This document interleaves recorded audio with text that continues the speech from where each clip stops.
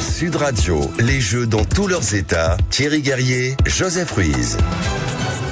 La dernière séquence en effet de ce 10-13, les grands débats de l'été. On a parlé de l'actualité, on a parlé de l'actualité politique, on a eu nos 4 débatteurs et voilà maintenant la radio des JO, c'est Sud Radio, la radio des JO avec une actualité assez chaude ce matin. D'abord, eh bien, c'est l'ouverture du village olympique. C'est aujourd'hui dans la Seine-Saint-Denis, on aura le président du conseil départemental dans quelques instants au téléphone. Et puis c'est l'entrée en vigueur des zones de sécurité. Bah oui, plus on se rapproche du 26 juillet et de la cérémonie d'ouverture, plus le périmètre autour de la Seine, le fleuve, devient de plus en plus difficile d'accès. Les policiers, les gendarmes, la sécurité, tout le monde est là.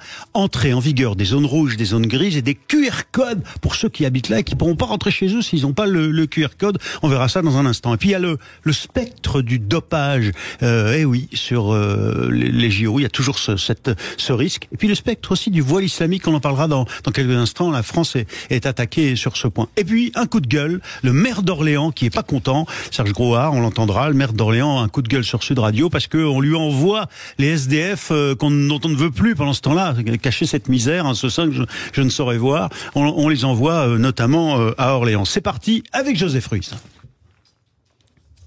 Ah, petit jingle, c'est de ma faute. Sud Radio, les jeux dans tous leurs états.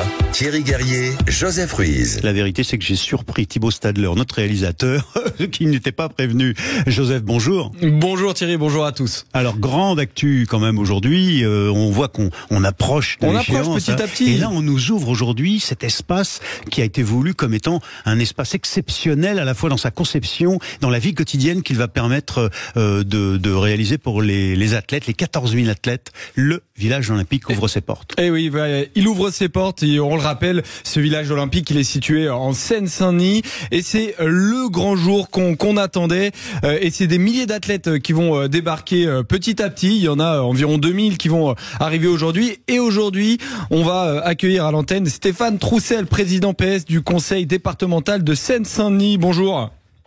Bonjour. Bonjour Stéphane Troussel. Bon, le village a ouvert ce matin à 8h. On imagine quand même une forme de fierté pour vous. Ouais, et très très grande fierté à la fois de voir près de 15 000 athlètes fouler le sol de la Seine-Saint-Denis, mais aussi que cette prouesse, cette vitrine exceptionnelle des savoir-faire français dans de très nombreux domaines qui ont été réalisés pour construire ce village. C'est aussi un anniversaire parce que c'était déjà les Jeux de Paris il y a 100 ans qui avaient initié ce 1924, vous avez raison.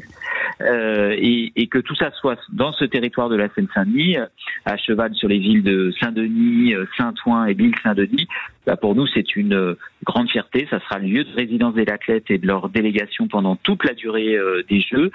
Et puis avec ce souci que nous avons eu tous, bien sûr, d'avoir un village qui réponde aux souhaits, au confort, aux projets sportifs des athlètes, mais aussi que ce soit au lendemain des Jeux un formidable accélérateur des transformations urbaines dont la Seine-Saint-Denis a besoin. On parle d'un complexe immense, 52 hectares, on peut comparer ça à 70 terrains de football. Alors dites-nous tout, comment est-ce que ça va fonctionner, combien d'athlètes en tout, vous avez parlé de 15 000, comment ils vont être organisés dans ce village ?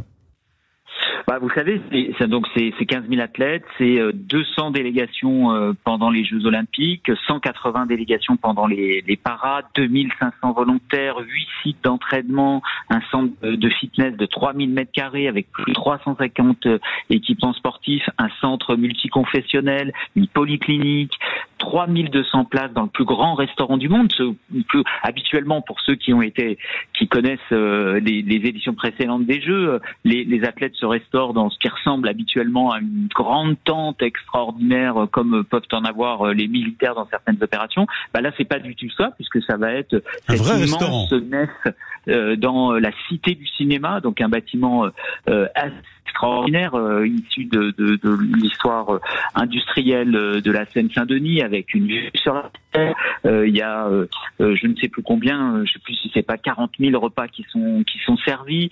Donc c'est 13 millions même de repas servis pendant toute la durée des Jeux. Ouais, les chiffres sont astronomiques. Faramineux, exceptionnels, oui. Exceptionnel. Alors, rassurez-nous, est-ce que les Français vont avoir quand même une place privilégiée? Est-ce qu'on a choisi notre emplacement dans ce village? Allez, je ne sais pas si on a le droit de le dire, mais oui, le pays, les sportifs du pays hôte ont un choix premier dans les bâtiments. Donc, ils sont à la fois bien placés au centre du village et puis avec une exposition assez agréable. Mais très honnêtement, pour tous ceux qui ont des éléments de comparaison par rapport au village précédent, je vous assure que la France peut être fière de ce qu'elle a accompli avec ce village des athlètes.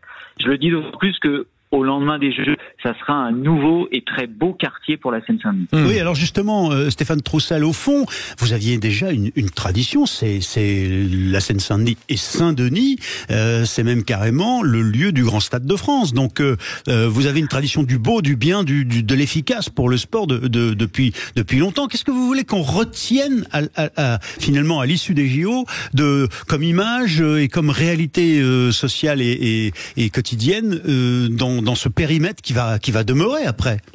Vous savez, la Seine-Saint-Denis, elle est actuellement en pleine transformation. Il suffit de se promener presque sur l'ensemble du territoire de la Seine-Saint-Denis, entre les gares du métro du Grand Paris Express, 200 km de métro autour de Paris, un tiers de ces gares sont en Seine-Saint-Denis. Bien sûr, les Jeux Olympiques et Paralympiques, mais les ateliers Médicis à Clichy-sous-Bois, le futur centre hospitalier universitaire à Saint-Ouen, le campus Condorcet, 15 000 étudiants à Aubervilliers. Donc, elle est en pleine transformation. Mais les Jeux, ça a été un accélérateur pour aller plus haut, plus loin, plus fort dans cette transformation au service d'un territoire qui est le plus jeune de France hexagonale. Et donc, j'ai l'habitude de dire que quand la flamme des Jeux sera éteinte, bien sûr, tout le monde aura ce souvenir des images exceptionnelles des épreuves de la cérémonie dans Paris intramuros, la Tour Eiffel, la Concorde, le Grand Palais, la Seine. Mais 5 ans, 10 ans, 15 ans après, où est-ce qu'on viendra voir la trace des Jeux de Paris? Ce sera chez vous. C'est en Seine-Saint-Denis. La piscine olympique, le village, les ponts, les passerelles sur la Seine, sur des autoroutes, des espaces verts agrandis. Ouais, il va y avoir effectivement un héritage. Alors, ce village olympique, c'est une organisation et il y a des sujets très sérieux. Je sais que vous êtes évidemment très impliqué, notamment sur la lutte contre les violences sexuelles. Alors, il y a un plan qui a été mis en place par l'organisation. Il y a des safe rooms qui seront mis en place et à disposition dans ce village. Expliquez-nous, qu'est-ce que c'est? Waouh, des safe rooms. Bon, le premier sujet, c'est quand même pas tout de même l'agression sexuelle. Et quand même, vous la prenez en compte? Non, mais c'est un engagement à la fois, je crois, de la société tout entière. Et il s'avère qu'en Seine-Saint-Denis, depuis longtemps, nous sommes engagés sur ce sujet. On a créé le premier observatoire départemental des violences faites aux femmes il y a plus de 20 ans. Donc oui, c'était aussi pour nous un élément qu'avec l'ensemble des acteurs de Paris 2024, nous avons partagé. Donc Paris 2024 a défini et mis en place une procédure de signalement, de traitement des violences sexuelles et sexistes pendant les Jeux.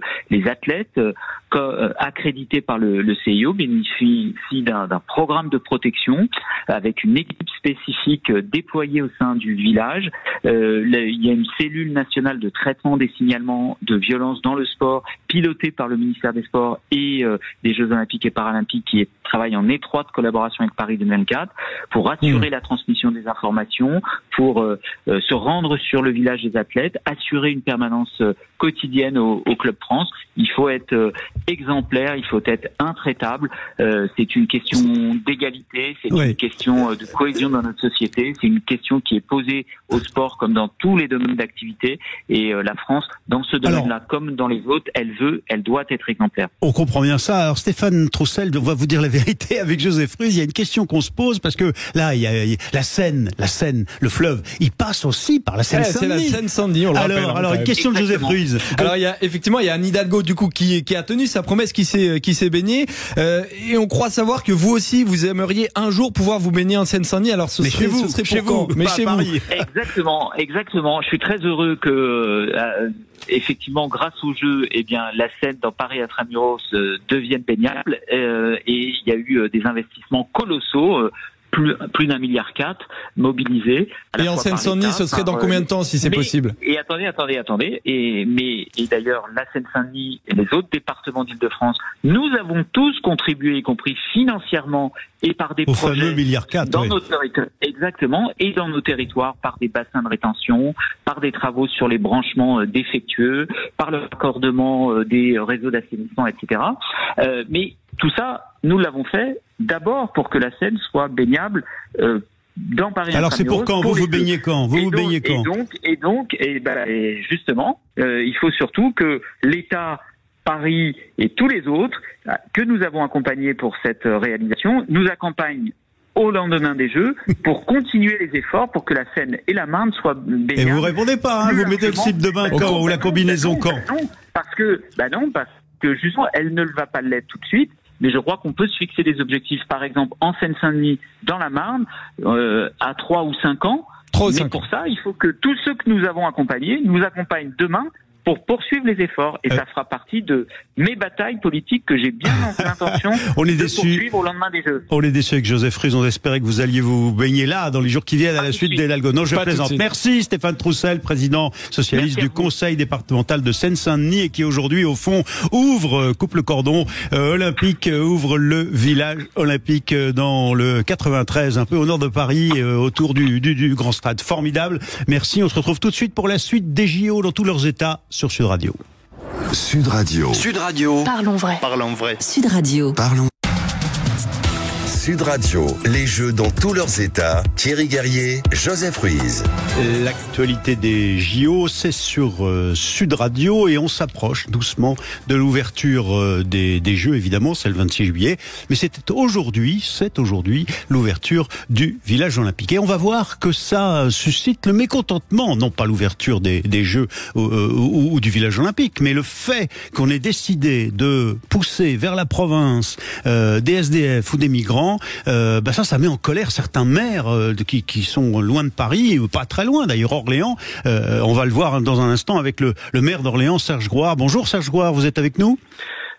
Bonjour, je suis là. Alors avec Joseph Ruiz qui va vous interroger avec moi, qui a préparé cette séquence des JO dans tous leurs états.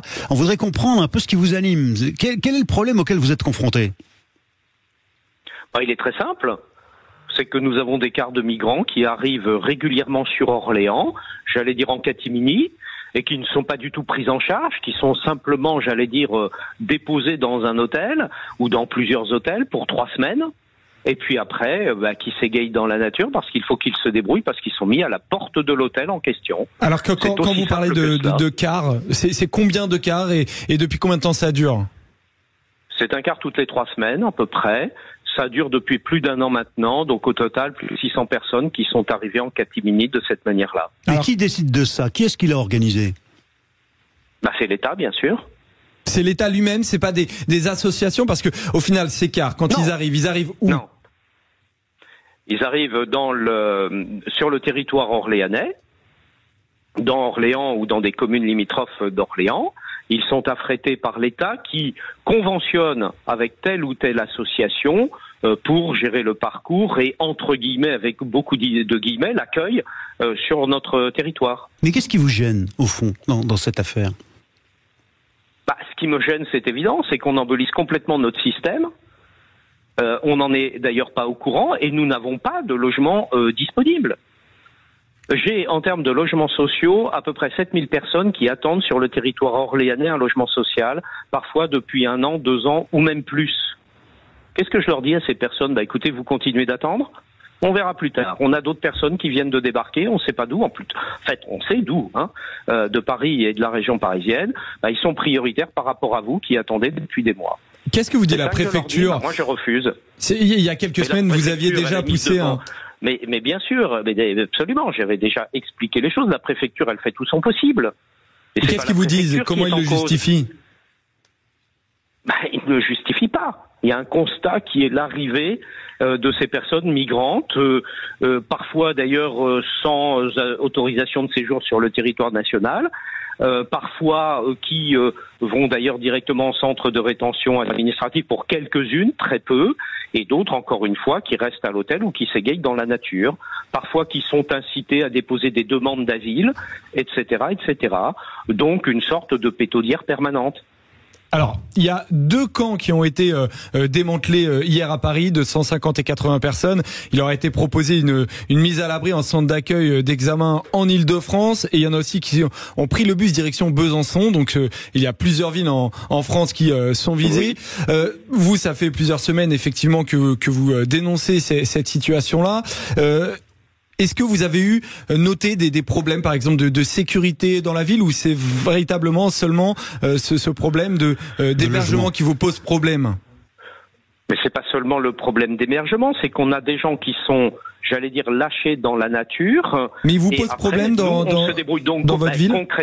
Concrètement, j'ai eu des débuts de campement en plein centre-ville ou ailleurs, dans d'autres quartiers, sur la gare par exemple, avec des gens qui ne savent plus où aller. Alors certains partent ailleurs, sans doute, d'autres d'ailleurs, s'ils comblent de l'ironie, retournent à Paris. Et puis certains restent dans la ville, et donc on a eu des campements. Alors nous, on est très ferme, on est à la fois très ferme et très humain, si je peux me permettre les deux mots, et on gère la situation en permanence. Et je peux dire que notamment la police en a ras-le-bol de devoir toutes les nuits gérer ce type de situation. Monsieur le maire d'Orléans, Serge Grouard, certaines associations parlent de nettoyage social. Vous voyez, le terme est pas loin de nettoyage ethnique. De quoi on parle? C'est-à-dire qu'au fond, même les associations sont pas contentes, associations humanitaires qui pourtant aident. Mais bien sûr. Mais je les connais bien, ces associations, et elles font un super boulot, et je les salue. Mais donc, c'est pas elles qui sont responsables. Elles gèrent à l'arrivée une situation qui est ingérable. Parce qu'il n'y a pas de politique d'immigration dans ce pays, et parce qu'on fait n'importe quoi, et on le sait. Donc là, on a dit, on va desserrer la région parisienne et Paris, et on va emmener ces personnes. Je ne sais pas d'ailleurs si on leur demande trop leur avis. Moi, j'en ai vu certaines qui disaient, mais moi, je veux retourner à Paris, parce que je vois pas pourquoi je suis venu ici. Voilà, bon, ça, c'est aussi un vrai sujet en termes de liberté, de choix des personnes, de respect des personnes. Et vous l'avez dit vous-même, elles sont réparties sur le territoire dans différentes villes qui ont été choisies. Pourquoi, pour qu'est-ce, je ne sais pas exactement, mais dont Orléans. Vous avez cité Besançon, j'en connais quelques autres. Et alors, qu'est-ce que vous dites au ministre de l'Intérieur, au fond? Parce que si vous deviez interpeller là, immédiatement, grâce à Sud Radio, via notre antenne, le ministre de l'Intérieur, Gérald Darmanin, vous lui diriez quoi? Et je l'ai déjà interpellé. Je lui dis qu'il est urgent de mettre en place une véritable politique d'immigration dans ce pays. On a des gens qui n'ont rien à y faire. Mais bien sûr que ça va au-delà des JO. Bien sûr, fondamentalement, oui. Voilà, là, c'est peut-être les JO qui révèlent le problème. Mais d'ailleurs, quand vous êtes sur Paris, vous voyez ces campements partout, autour du périphérique, sur le bord de Seine. Je les vois, je les ai vus moi-même, et tous les Parisiens le savent, et beaucoup d'autres. Donc c'est une évidence. Donc on a des gens qui arrivent, qui d'ailleurs, pour un certain nombre, n'ont pas d'autorisation d'être sur le territoire. Donc ces personnes-là doivent être expulsées du territoire national. Ouais. Ou alors, ce n'est pas la peine de me dire qu'il y a des règles en France si on ne respecte pas les règles. Monsieur le maire d'Orléans, un dernier mot en conclusion, en quelques mots. Vos administrés, qu'est-ce qu'ils vous disent? Ils le sentent, ils le voient, ou? Mais bien sûr. Mais bien sûr qu'ils le sentent et ils le voient. Bien évidemment, parce que c'est une évidence que je dis. Mais j'ai l'impression d'être le seul à dire des évidences dans ce pays. J'ai l'impression que tout le monde met le truc sous le tapis. C'est pas sur Sud Radio, en tout cas, parce qu'on en parle. Non, ça c'est pas. Je vous en remercie. Merci Serge Grouard, maire d'Orléans, d'avoir été avec nous en ligne sur Sud Radio. On continue avec les infos du jour. Dans un instant, les infos, et notamment l'ouverture du village olympique, mais aussi des menaces de grève. Alors des danseurs de la cérémonie d'ouverture. Et le préavis est déposé. On va revenir immédiatement avec Quentin Gérard. Vous êtes sur Sud Radio, ce sont les JO dans tous leurs états. Sud Radio, la radio des Jeux. Sud Radio. Sud Radio. Parlons vrai. Parlons vrai. Sud Radio. Parlons vrai. Sud Radio, les Jeux dans tous leurs états. Thierry Guerrier, Joseph Ruiz. L'actu des Jeux, c'est sur Sud Radio et on va parler de l'actualité du jour des Jeux. Il y avait l'ouverture du village olympique, mais il y a aussi, avec Quentin Gérard, le début du QR code et des zones de sécurité, un préavis de grève des danseurs de la cérémonie d'ouverture. Et puis alors, ça c'est pour les Parisiens ou ceux qui viennent en Ile-de-France, mais c'est quand même une info qui intéresse tout le monde. Le ticket de métro, la RATP l'a fait passer avec les organisateurs, les administrateurs des transports en Ile-de-France à 4 € à partir de samedi. Vous imaginez, pour un voyage au moins, Joseph. 4 € effectivement, et depuis ce matin il était attendu, il était même un peu redouté, Quentin, le fameux QR code pour se déplacer dans certains endroits de la capitale. Ça y est, il est en route. Et oui, jusqu'à la cérémonie d'ouverture, un premier périmètre de sécurité est mis en place. Il s'étend sur tous les bords de Seine. Pour s'y rendre, il faut être muni d'un QR code, ce fameux passe-jeu. Des contrôles et palpations seront faits aux entrées des zones grises et rouges. Pour rappel, les zones rouges concernent seulement les véhicules et grises à la fois les véhicules et les piétons. Ça veut dire que même quand on y habite, si on n'a pas le QR code, on peut pas rentrer chez soi. Ah non, c'est pas possible. Et mais même si aujourd'hui, attention, justement pour ceux qui y habitent, aujourd'hui seulement, les autorités seront plus souples. C'est une annonce de Laurent Nunez, le préfet de police de Paris ce matin. C'était sur France Inter. Maintenant, pour être tout à fait honnête avec vous, ces premières 24 heures, évidemment, ces premières 24 heures pour les travailleurs permanents, pour les résidents permanents de la zone, les effectifs ont pour instruction de laisser passer ces personnes, mais de bien leur rappeler qu'à compter de demain en fin de matinée, le QR code sera obligatoire. Vous entendez derrière la bonhomie, j'allais dire la fausse bonhomie du préfet de police de Paris, Laurent Nunez, il dit on va être sympa. Oui, enfin 24 heures, c'est quand même la menace. Oui, demain ça change tout. Et puis après, une fois la cérémonie d'ouverture terminée, le périmètre soumis à ces QR codes, ces fameux passe-jeux, ne concernera plus que les alentours des sites olympiques. Donc actuellement c'est les zones grises. Et la pression des syndicats, Quentin, et à certains danseurs de la cérémonie d'ouverture des Jeux Olympiques qui pourraient faire grève pendant l'événement. Hier, c'était les agents de sécurité qui menaçaient de faire grève. Aujourd'hui, c'est les danseurs. Et là, le préavis a été déposé par la CGT Spectacle pour la cérémonie d'ouverture le 26 juillet, mais aussi pour celle des Jeux Paralympiques le 28 août. Ils protestent contre des inégalités de traitement entre les différents artistes. Le producteur de ces cérémonies, Paname 24, ne respecterait pas les conventions collectives. Parmi les 3000 danseurs intermittents recrutés, près de 300 seraient engagés dans des conditions honteuses. Le syndicat souhaite avant tout le retour au dialogue arrêté par ce prestataire, justement, Paname 24. Lucie Saurin en est la déléguée générale. On a des artistes qui sont déjà très très remontés et qui effectivement se sentent prêts à faire valoir leurs droits. Après, j'espère encore une fois qu'on n'ira pas jusque-là. Vraiment, l'idée, c'est d'ouvrir la discussion qui s'est arrêtée et de dire aux artistes aussi, vous n'êtes pas seuls, on vous couvre si jamais on en arrive à cette extrémité-là. Et de son côté, le comité Paris 2024 a indiqué prendre ce sujet très au sérieux et qu'après vérification, ce prestataire Paname 24 appliquerait bien les conventions collectives. Et Quentin, pour terminer, le fameux ticket de métro à Paris qui passe donc à 4 €. Et oui, on double. Oui, il nous reste plus que quelques jours si vous voulez faire le plein de ces tickets au tarif normal à partir de samedi et ce jusqu'au 8 septembre. Le ticket unique passe de 2,15 € à 4 € et de 17 € à 32 pour le carnet de 10. Objectif de ces hausses, financer le renfort de l'offre dans les transports pour les Jeux Olympiques, évalué à 250 millions d'euros. Plus de 500 000 voyageurs supplémentaires sont attendus dans tout le réseau francilien. Et pas de panique pour les abonnés du pass Navigo, ce tarif n'est pas pris en compte dans les différentes augmentations. C'est infernal. C'est sympa. On va se retrouver tout de suite sur Sud Radio pour la suite des JO dans tous leurs états. Sud Radio, les Jeux dans tous leurs états. Thierry Guerrier, Joseph Ruiz. Alors on parle du spectre de la menace de grève éventuelle. On voit bien qu'il y a un conflit, en tout cas, sur la façon dont sont traités ces artistes danseurs.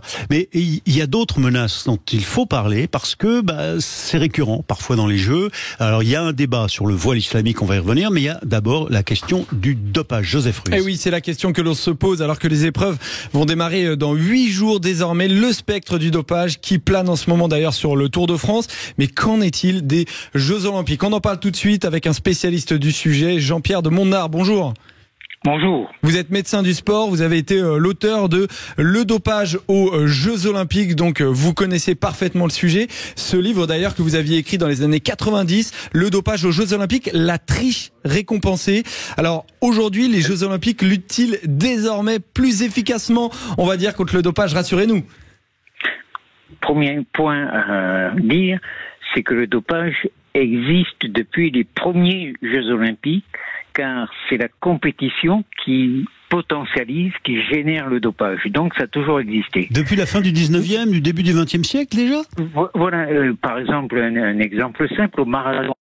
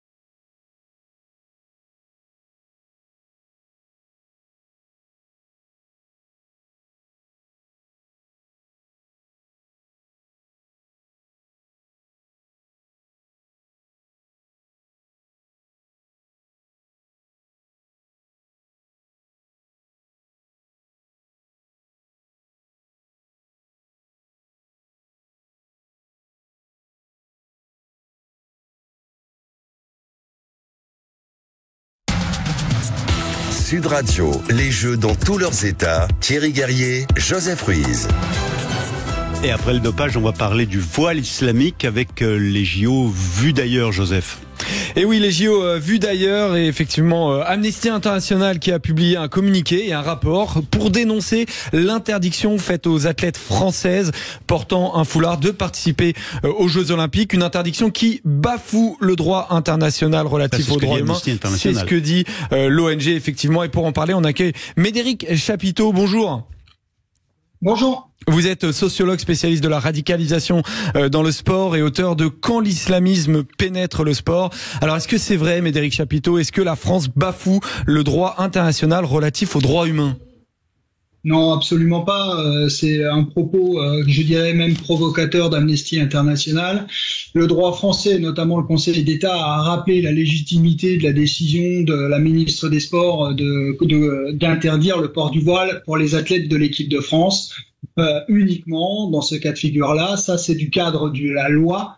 Les athlètes de l'équipe de France sont considérés, quelle que soit leur discipline, quelle que soit leur religion, comme des agents de service public, et par conséquent c'est le principe de neutralité qui s'applique à ces personnes-là. Ça veut dire quoi ? Ça veut dire que si on prend la décision d'autoriser le voile, par exemple, pour une athlète française, ça aurait des répercussions et ça pourrait faire jurisprudence ? Oui, tout à fait. C'est une vraie question de fond, d'ailleurs, qui n'est pas souvent exprimée ici et là, et c'est bien dommage. À partir du moment où les athlètes de l'équipe de France sont considérés sont assujettis au principe de neutralité, comme les autres fonctionnaires de la fonction publique, en l'occurrence des policiers, des professeurs, etc.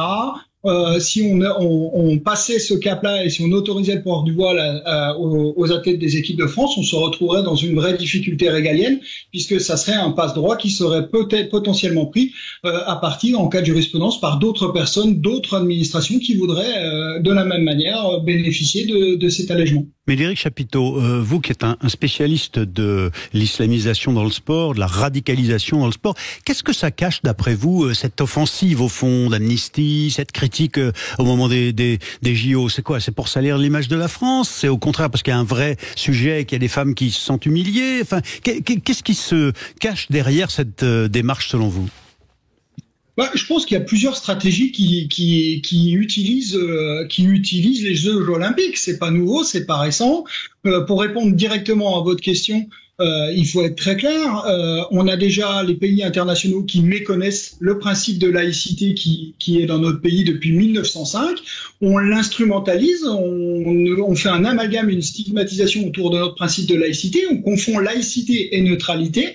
La neutralité est un dispositif du principe de laïcité, c'est-à-dire que certaines personnes sont assujetties à un principe de neutralité, les fonctionnaires, comme j'évoquais, et d'autres dispositifs. Et à l'international, on essaye d'instrumentaliser cette confusion, donc volontairement, pour ouvrir le champ. D'ailleurs, plusieurs instances internationales ne considèrent pas le port du voile comme un acte religieux, mais comme un acte culturel. Et donc, on joue sur les deux tableaux du culturel et du cultuel, ce qui n'est pas sans poser des difficultés. Dans un deuxième temps, il y a forcément une stratégie politico-religieuse qui est menée, comme ça a été déjà évoqué par Florence Bergeau-Blacker dans d'autres dimensions, avec notamment les frères musulmans, qui pourraient utiliser le sport comme un moyen d'étendre leur stratégie. Et donc, ici et là, ça pose de vraies difficultés. Et c'est tout à l'honneur du gouvernement français, quels que soient les choix qu'on peut avoir, de rappeler la loi, parce que la ministre des Sports n'a fait que rappeler la loi. Et on peut que s'en résoudre. Deuxième point, et j'en termine pour vous laisser une autre question, il ne faut pas oublier que ce principe de neutralité dans le sport, c'est la règle 50.2 de la charte olympique, qui a été créée en 1974, 2 ans après les attentats de Munich. Et tout ça a du sens, et vouloir revenir sur cet état de fait, c'est remettre en question en partie les décisions post-Munich. Et oui, ça me pose problème de fond. Les attentats contre les JO de Munich, en effet, septembre noir, quand cette organisation palestinienne terroriste a attaqué les athlètes israéliens. Du coup, Médéric Chapiteau, sociologue spécialiste de la radicalisation dans le sport, ça veut dire quoi? Ça veut dire que les athlètes françaises n'auront effectivement pas le droit de porter le voile. Certaines d'ailleurs vont plutôt porter une casquette. On va potentiellement voir une athlète porter une casquette et faire ce choix-là pour contourner un petit peu le dispositif. Ça veut dire quoi? Mais est-ce que, par exemple, les athlètes d'autres pays, elles, auront le droit de le porter? Alors c'est là où on va aller tout au bout de l'amalgame et de la non-interprétation, enfin plutôt de l'interprétation et de la non-application des textes. Vous avez entièrement raison, n'importe quel pays vient avec ses propres règles. D'accord? C'est-à-dire qu'un pays pourra autoriser une athlète à porter le voile pendant la compétition si le règlement de cette fédération ou de ce pays l'autorise. Et chaque délégation s'habille comme elle veut, quoi, au fond. Chaque nation choisit la façon dont elle affiche son identité. C'est exactement ça. Et c'est là où ça pose une vraie distorsion par rapport à la règle 50.2 qui, elle, exigeait un principe de neutralité. Et c'est là où on voit que le Comité international olympique est pas très clair sur ses bases. Quand je dis ses bases, c'est la règle 50.2 et les autres articles de la charte olympique, parce que on voit qu'il y a une forme de compromission avec cet état de fait qui n'est pas sans poser des difficultés. Donc le vrai danger, c'est ce que j'ai expliqué à plusieurs reprises, c'est que il va y avoir encore plus de confusion et d'amalgame puisque les téléspectateurs vont voir des personnes voilées potentiellement sur les pratiques sportives dans le cadre des Jeux Olympiques. Et quand on va redémarrer la saison sportive, dans nos clubs, on va dire mais qu'est-ce qui se passe? Pourquoi c'était autorisé aux Jeux Olympiques et que c'est pas autorisé maintenant? Donc je crois qu'on va avoir de vraies difficultés dans les clubs sportifs à la rentrée par rapport à ces questions-là. Et je pense que les éducateurs sportifs vont devoir s'outiller pour pouvoir répondre. Alors on sent bien que c'est un dossier qui est profondément évidemment très très politique. Il y a ce collectif Les Hijabeuses qui est un collectif de joueuses affilié à l'association Alliance Citoyenne qui milite depuis plusieurs années pour que les sportives musulmanes puissent garder leur foulard pendant les matchs. Vous suivez les dossiers quotidiennement, Médéric Chapiteau. Est-ce que vous avez la sensation que l'État français peut à certains moments être un peu fragilisé sur le dossier ou vous avez la sensation que l'État français tient bon et va dire non encore longtemps? Alors, je suis effectivement les dossiers de manière récurrente parce que c'est le cœur de mes travaux de recherche. Il faut être très clair. Pour l'instant, on ne peut pas discuter. L'État français, le gouvernement est très ferme sur ses principes. La ministre des Sports, dès qu'elle a rappelé les principes de la République, a pris deux réponses de l'ONU et de je sais plus quelle autre structure pour dire que c'était anormal et ça a donné le rapport que vous avez cité. La difficulté, elle est plutôt sur les acteurs de terrain, c'est-à-dire que si on voit que les politiques sont très clairs sur ces positions, on voit que sur le terrain, c'est beaucoup plus complexe. C'est-à-dire que c'est issu de la société aujourd'hui qui est fracturée. On a énormément de gens qui sont en capacité de vouloir laisser de la permissivité, comme je l'ai évoqué sur ces questions-là.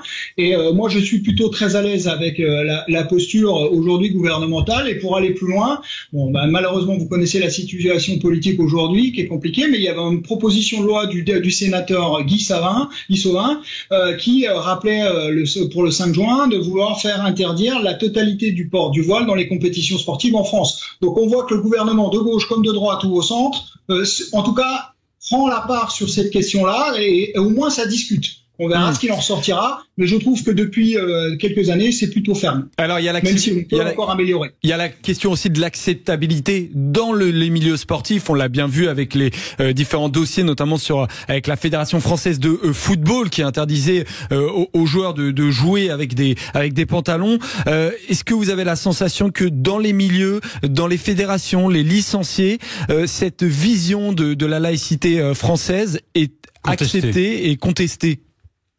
Alors, premier élément, je pense qu'il faut arrêter de parler de laïcité dans le sport. Je parle pas en France de laïcité dans le sport, mais de neutralité dans le sport. Ça va nous permettre déjà de gagner beaucoup de temps sur le dispositif, c'est l'acceptation des règles communes.